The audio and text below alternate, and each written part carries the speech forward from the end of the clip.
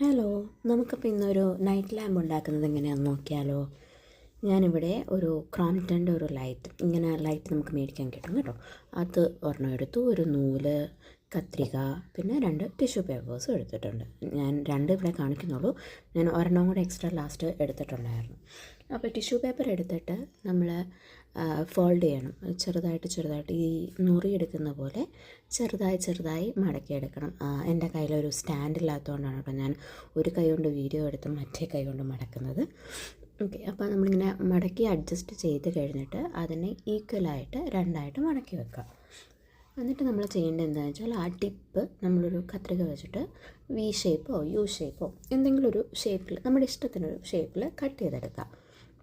Cut ചെയ്തെടുത്ത് കഴിഞ്ഞ് അത് നമ്മൾ നടുക്കായിട്ട് അതിൻ്റെ മിഡിലിൽ വെച്ചിട്ട് ഒരു നൂല് വെച്ച് കെട്ടി സെക്യൂർ ചെയ്യണം. നൂല് വെച്ച് കെട്ടുമ്പോൾ സൂക്ഷിക്കേണ്ട കാര്യം, ഒരുപാട് ടൈറ്റായി പോകാൻ പാടില്ല. ടിഷ്യൂ പേപ്പർ ആയത് കാരണം അത് കീറിപ്പോകാൻ ചാൻസ് ഉണ്ട്. അതുകൊണ്ട് കുറച്ച് ചെറുതായി ലൂസ് ആയിട്ട് വേണം അതെടുക്കാൻ. അത് കഴിഞ്ഞ് നമ്മൾ ചെയ്യേണ്ടത് എന്താണെന്ന് വെച്ചാൽ ഇതേപോലെ ഓരോരോ ഇതളുകളായിട്ട് എടുക്കുന്നത് പോലെ ആ ടിഷ്യൂ പേപ്പറിനെ പതുക്കെ സെപ്പറേറ്റ് ചെയ്ത് എടുക്കണം. അത് 2 സൈഡിലും നൂലിൻ്റെ അപ്പുറയും ഇപ്പുറയുമായിട്ട് അങ്ങനെ സെപ്പറേറ്റ് ചെയ്ത് എടുക്കണം. അപ്പം നമുക്കൊരു ബുഷി ആയിട്ടുള്ളൊരു ഫ്ലവറായിട്ട് നമുക്ക് കിട്ടും. അത് കഴിഞ്ഞ് ആ ഫ്ലവറിന് നമുക്ക് ലൈറ്റിൻ്റെ പുറത്ത് ഒട്ടിച്ചാൽ മതി. വളരെ ഈസി ആയിട്ട് ചെയ്യാവുന്ന ഒരു കാര്യമാണ്. അപ്പോൾ ഞാൻ എൻ്റെ കയ്യിലുണ്ടെന്ന 2 ടിഷ്യൂ പേപ്പറും അതേപോലെ ചെയ്തു.